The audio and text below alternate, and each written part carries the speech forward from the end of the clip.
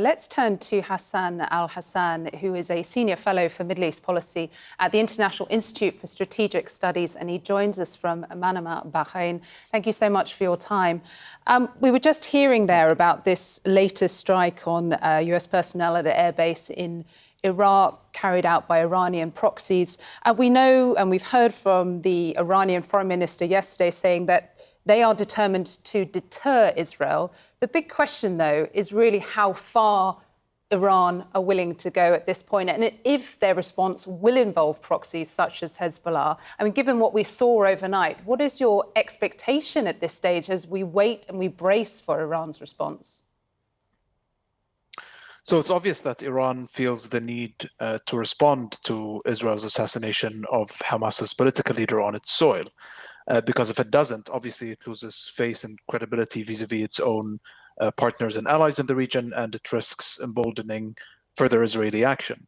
And it's not entirely surprising that the US will find itself to some extent in the crosshairs of Iran's retaliation, partly because the US is seen as being tied to the hip with Israel. It's seen as vital to Israel's ongoing military campaign in Gaza, and it played obviously a very large and direct role in intercepting Iran's prior attack on Israel back in April. But I think that ultimately Iran has to walk the fine line of retaliating and being seen as sending a strong message and a strong response back to Israel, without nevertheless being dragged into an all-out war. And I think it's unlikely at this stage that the US will be the main focal point of Iran's retaliation. It's more likely to be a concerted effort among Iran and its allied armed non-state groups in the region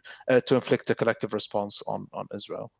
America doing what it can to use its influence with Israel to calm things down. What are the other states in that region that have some influence over Iran doing to try and calm things down on that side?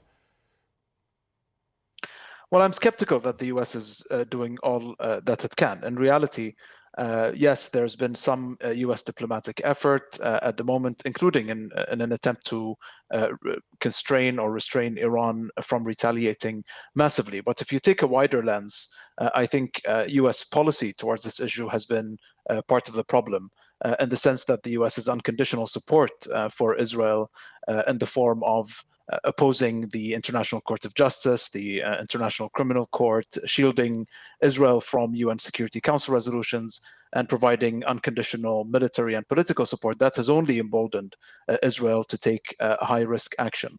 I think the broader regional position has been that of a defensive position. Jordan, Saudi Arabia, and other countries in the region have said that they would not allow any party, whether Iran or Israel, to use their airspaces to engage in conflict with one another. I think almost all of the countries in the region are trying to distance themselves and maintain a degree of neutrality. The regional position is that really the shortest way to de-escalation is through a ceasefire in Gaza, and that so long as the hostilities and the conflict continues and ensues in Gaza, where hundreds of thousands of people have been killed and maimed, I think is the shortest route and the most, and I think is a necessary condition towards achieving a lasting de-escalation and lowering of the tensions in the region.